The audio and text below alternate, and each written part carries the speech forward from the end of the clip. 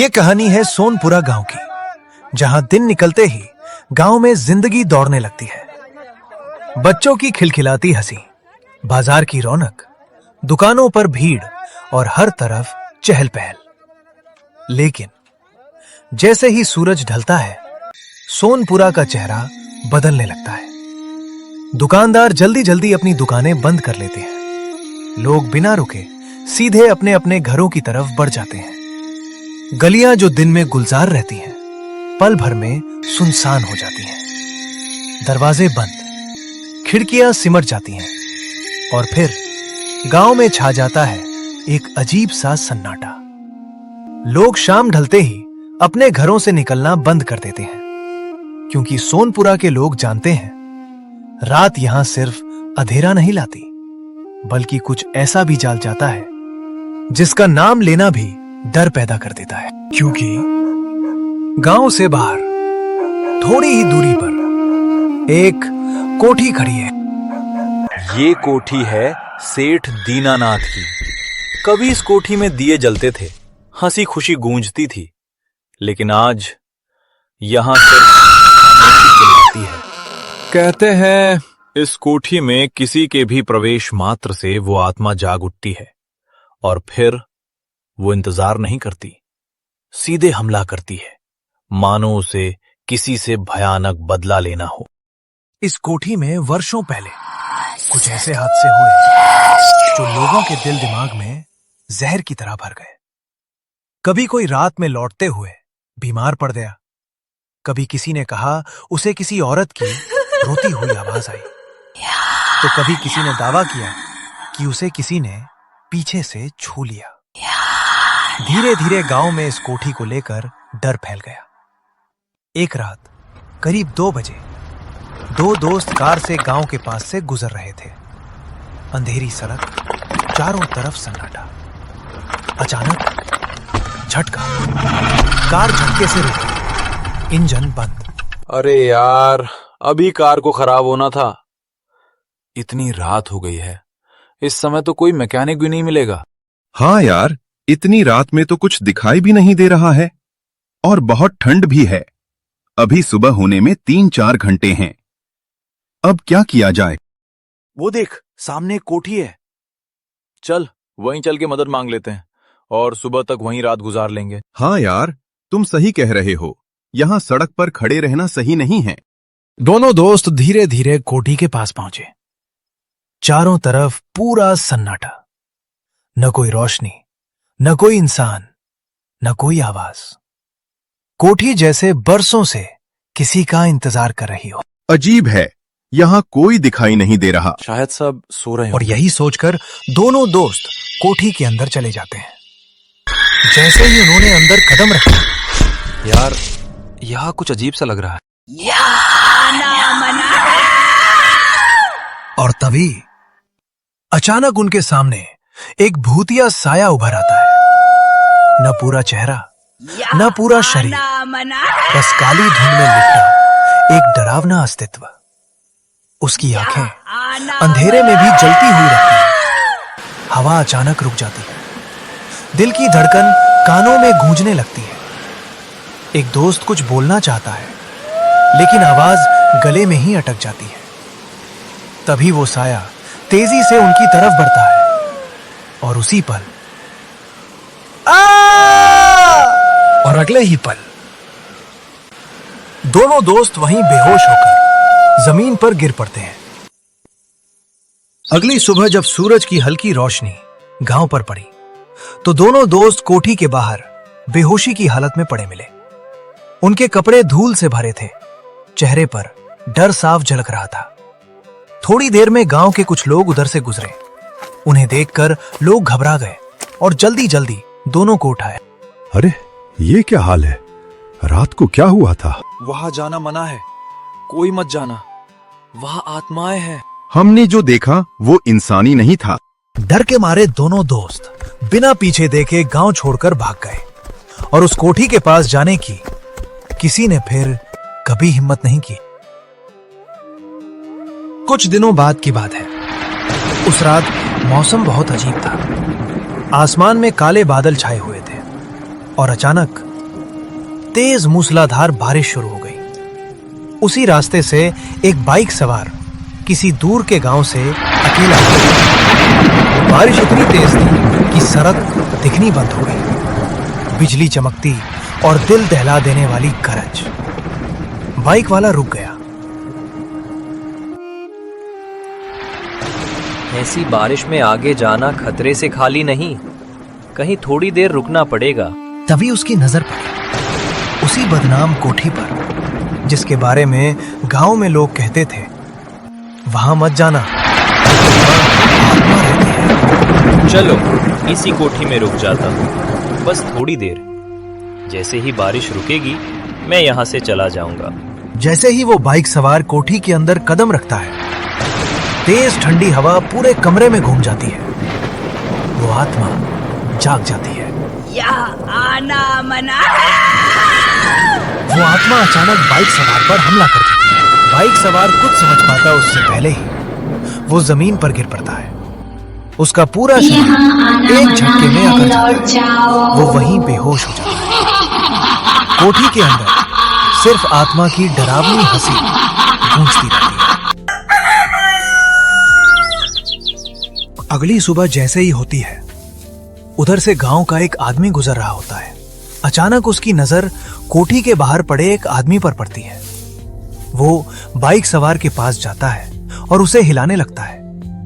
कुछ देर बाद बाइक सवार को होश आता है।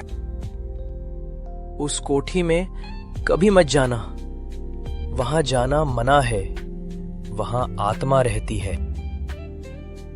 उस दिन के बाद वो बाइक सवार कभी गांव में दिखाई नहीं दिया। ऐसी ही बहुत सी डरावनी घटनाएं उस कोठी को लेकर गांव में होती रही थी। कभी किसी को रात के सन्नाटे में कोठी के अंदर अजीब सी रोशनी जलती बुझती दिखाई देती, तो कभी आधी रात को किसी औरत की हंसी और रोने की मिली जुली आवाज सुनाई देती, और कभी कभी लोगों ने देखा कि एक परछाई बिना शरीर के कोठी की दीवारों से निकलकर धीरे धीरे चलती चली जाती है।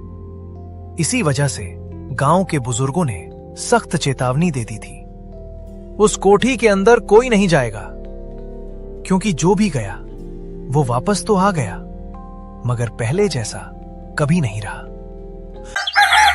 कुछ दिनों बाद गांव में एक खबर फैल गई। एक सिद्ध गुरुजी गांव में आने वाले हैं। सुबह होते ही गांव के लोग पंचायत के पास इकट्ठा होने लगे।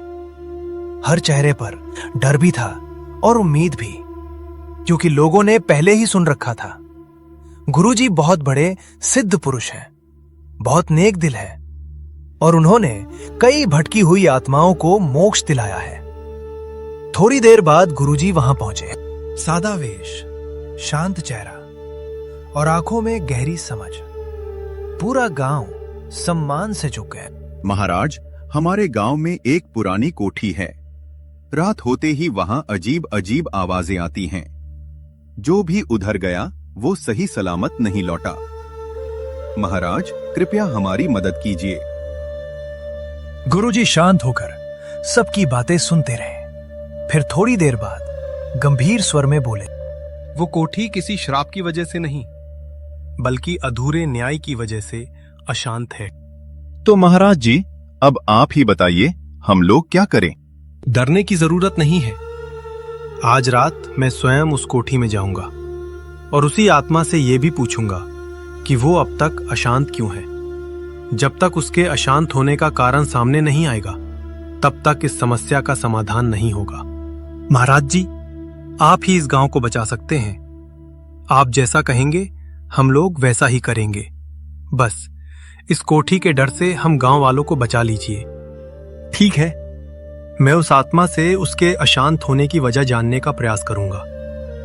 आज रात इस कोठी का रहस्य हमेशा के लिए खत्म हो जाएगा। अब सुनो, मैं तुम्हें कुछ सामान बता देता हूं। इन सब का इंतजाम आज ही कर देना। काले तिल, लाल सिंदूर, एक छोटी सी गुड़िया, गंगा जल, कुछ मिठाई, कुछ फल और एक पवित्र कलश। सारा सामान मुझे दे देना। आज रात मैं उसी कोठी में पूजा पाठ करूंगा। सब अपने अपने घरों में रहें।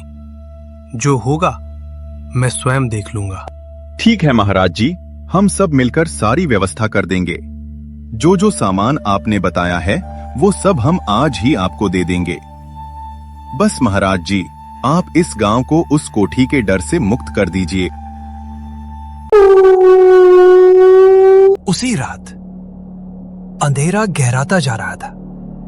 पूरा गांव सो चुका था और उसी सन्नाटे में महाराज जी धीरे धीरे उस बदनाम कोठी की ओर बढ़ते हैं। हाथ में जपमाला, चेहरे पर शांति, कदमों में कोई डर नहीं है। प्रवेश करते हैं। अचानक तेज ठंडी हवा चलने लगती है। दरवाजा अपने आप धड़ाम से बंद हो जाता है। यहाँ आना मना है, लौट जाओ।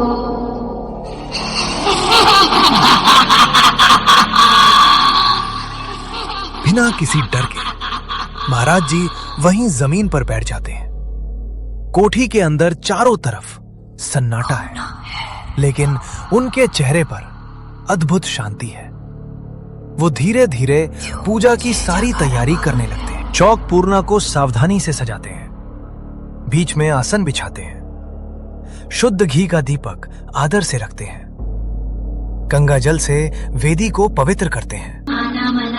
लाल सिंदूर, काले तिल, फूल और प्रसाद एक एक करके सजाए जाते हैं। जपमाला हाथ में आती है, आंखें बंद होती हैं और फिर गहरी स्थिर आवाज में मंत्रों का उच्चारण शुरू होता है। ओम नमः शिवाय, ओम नमः शिवाय, ओम नमः शिवाय, ओम ह्रीम नमः शिवाय, ओम ह्रीम नमः शिवाय, ओम ह्रीम नमः शिवाय, ओम ह्रीम नमः शिवाय, ओम नमः शिवाय श्मशान वासिने, ओम नमः शिवाय श्मशान वासिने, ओम नमः शिवाय श्मशान वासिने। कोठी की दीवारें मानो सुनने लगी हों। ओम नमः शिवाय। हवा अचानक भारी हो गई। ओम नमः शिवाय। तेज हवा का झोंका आया, दरवाजा जोर से हिला और उसी पल कोठी के एक कोने से एक परछाई धीरे धीरे उभरने लगी। दीवारों पर अजीब साए नाचने लगे। आवाज गूंजी, ओम नमः शिवाय, ओम नमः शिवाय, ओम नमः शिवाय। आत्मा भयानक रूप, ओम नमः शिवराज जी की ओर बढ़ी। ओम ह्रीम नमः शिवाय। बिल्कुल नहीं डरे। ओम ह्रीम नमः शिवाय और दृढ़ स्वर में ओम ह्रीम नमः शिवाय। मंत्रों की गूंज नमः शिवाय आत्मा रुक गई। डरो मत, मैं तुम्हें नुकसान पहुंचाने नहीं आया हूं। मैं एक साधक हूं और मेरा उद्देश्य सिर्फ सत्य जानना है। कुछ पल का सन्नाटा छा गया। फिर अंधेरे में आत्मा की आवाज धीरे धीरे गूंजी।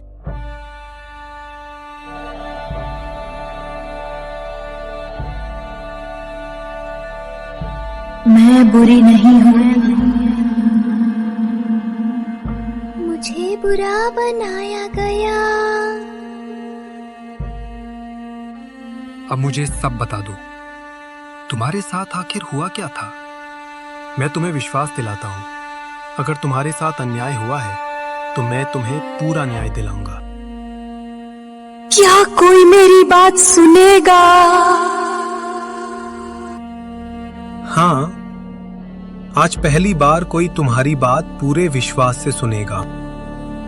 कोठी के अंदर दीपक की लौ स्थिर हो चुकी थी। जिस दिन मेरे पति की मौत हुई, उसी दिन से मेरी जिंदगी भी खत्म हो गई थी। मेरे पति के जाने के बाद इस कोठी में मैं बिल्कुल अकेली पड़ गई। तभी मेरे जेठ की नीयत बदल गई। उसने कहा, अब ये घर मेरा है। मैंने मना किया, मैं रोई, मैं गिड़गिड़ाई, लेकिन किसी ने मेरी बात नहीं सुनी।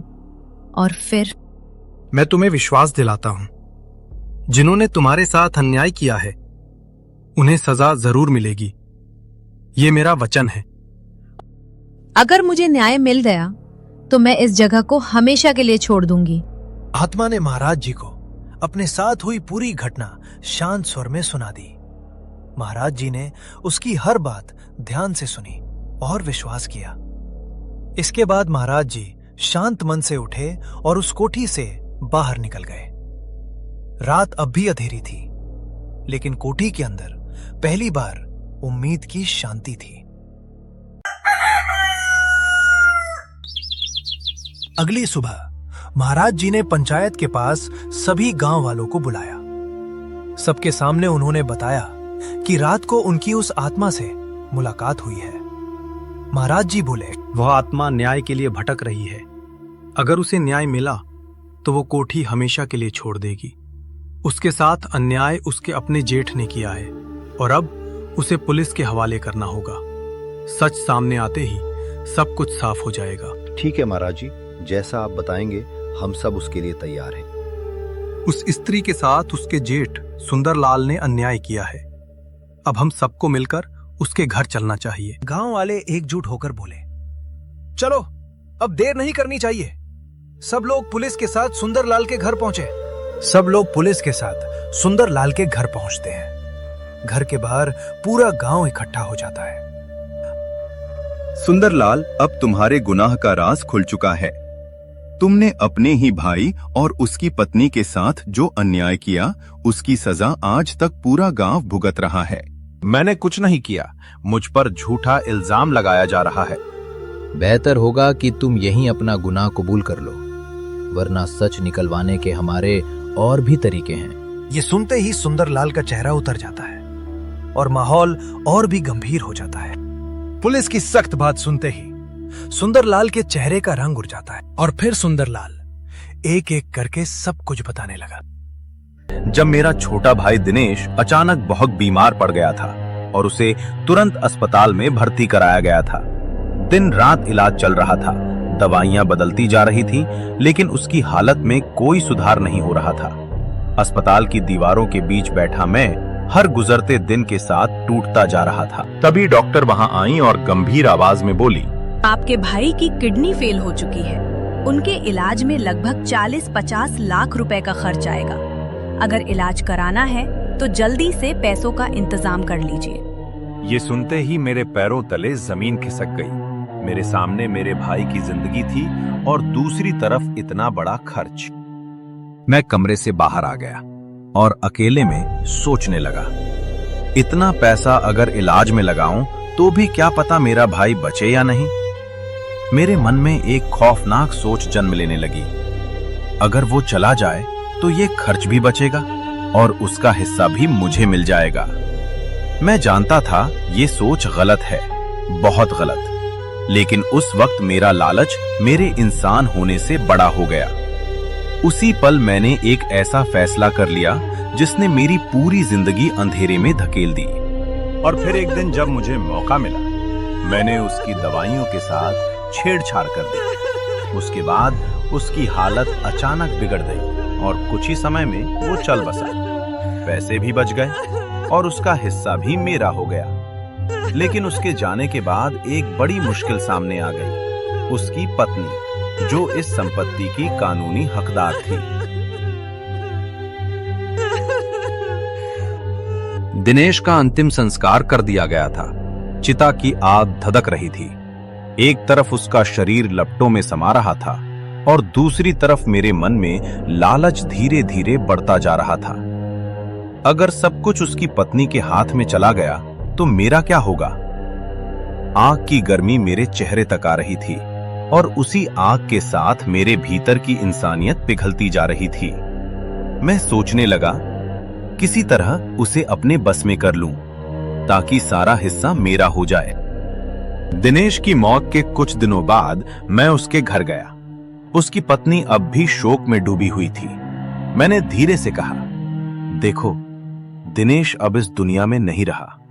अगर तुम चाहो तो मैं तुम्हें अपनी रानी बनाकर रखूंगा। किसी चीज की कमी नहीं होने दूंगा। तुम्हारी जिंदगी अच्छे से कटेगी। नहीं, मुझे किसी लालच की जरूरत नहीं। मैं अपने पति की याद के साथ ही जी लूंगी। उसका इनकार मेरे भीतर गुस्सा और बेचैनी और बढ़ा गया। हमारे बीच तीखी बहस हुई। हालात मेरे काबू से बाहर हो गए और उसी अफरा तफरी में एक भयानक हादसा हो गया। घबराहट और डर में मैंने एक और गलत फैसला लिया और जो नहीं करना चाहिए था वो कर बैठा। जब मुझे होश आया तो सब कुछ खत्म हो चुका था। मैं डर गया, बुरी तरह डर गया। मन ही मन सोचा, अगर ये बात बाहर चली गई तो सब उजड़ जाएगा। डर और घबराहट में मैंने सच छुपाने का रास्ता चुन लिया। सब लोगों से झूठ बोल दिया। दिनेश के जाने के बाद वो किसी के साथ गांव छोड़कर चली गई है। लोगों ने मेरी बात पर यकीन कर लिया। जिंदगी जैसे फिर से चल पड़ी। लेकिन मैं ये भूल गया था, जो सच्चाई उस आंगन की जमीन में दबी थी, एक दिन वो खुद ही मेरे गुनाहों को उजागर कर देगी। क्योंकि सच्चाई कभी मिट्टी में दबी नहीं रहती, वो वक्त बनकर लौटती। पुलिस तुरंत सुंदरलाल को गिरफ्तार कर जेल ले जाती है। गांव के लोग विधि विधान से उस स्त्री का अंतिम संस्कार कर देते हैं। अब उसकी आत्मा न तो श्रापित रहती है और न ही गांव में भटकती है।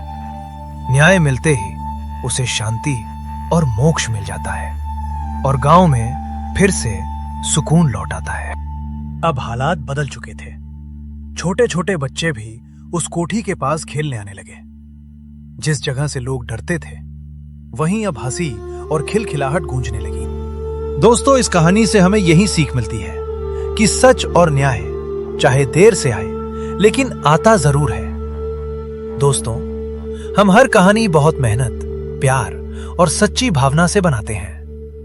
अगर यह कहानी आपके दिल को जरा सा भी छू गई हो तो कृपया लाइक जरूर कीजिए।